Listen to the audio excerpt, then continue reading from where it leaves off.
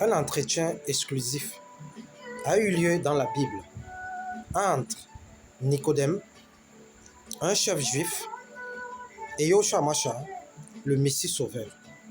La Bible déclare que Nicodème vint de nuit rencontrer le roi de gloire.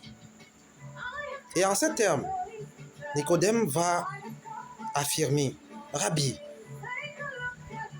nous savons que tu es un docteur venu de Dieu et que les miracles que tu arrives à réaliser, personne ne peut les accomplir si Dieu n'est avec lui. Yoshua Mashiach va répondre à Nicodème: Nicodème, il faut naître de nouveau pour voir le royaume de Dieu. Nicodème va rétorquer en disant: comment naître de nouveau lorsqu'on est vieux? Est-ce qu'il faille retourner dans le ventre de ma mère et renaître une nouvelle fois? Yoshua Mashiach va répondre à Nicodème que Nicodème, il faut naître d'eau et d'esprit pour entrer dans le royaume de Dieu. Ce qui est chair est chair, ce qui est esprit est esprit. Ne t'étonne pas que je te demande de naître de nouveau. Le vent souffle là où il veut et on entend le bruit. Mais nul ne sait ni où il vient, ni où il va. Tel est l'homme qui est né de l'esprit. C'est ce que Yoshua Mashiach, le roi de gloire, va déclarer à Nicodème. Alors cette portion de texte, parce que nous sommes précisément dans Jean 3, le verset 1 à 8, soulève la problématique de la nouvelle naissance. Que signifie naître de nouveau? C'est quoi la nouvelle naissance que Yoshua Mashiach voulait partager avec Nicodème? Alors, il faudrait d'abord remonter plus haut dans les paroles du roi de gloire Yoshua Mashiach. Simplement parce que Yoshua Mashiach précise ce que c'est que la nouvelle naissance. Lorsqu'il affirme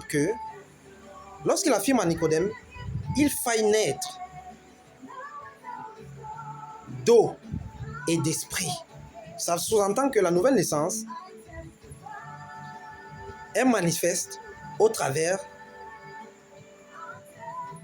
de l'eau et de l'esprit. C'est quoi donc être né d'eau et d'esprit? Commençons par décortiquer la naissance par l'eau. 1 Pierre, chapitre 1, le verset 23 déclare qu'il y a une régénération au travers d'une sémence incorruptible qui se fait au travers de la parole vivante et permanente de Dieu. Au travers de ce verset, nous comprenons donc que la nouvelle naissance au travers de l'eau ici, c'est la parole. Ça sous-entend que Yoshua Mashiach demandait à Nicodème de naître par la parole.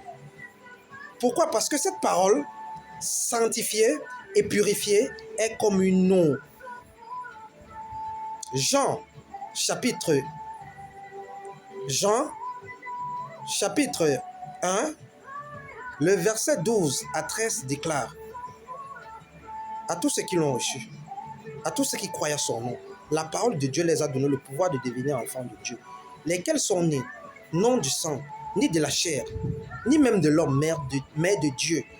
Ça sous-entend que Yoshua Mashiach était en train d'interpeller Nicodème, que Nicodème devait recevoir la parole et croire au roi de gloire, afin d'expérimenter la naissance par l'eau.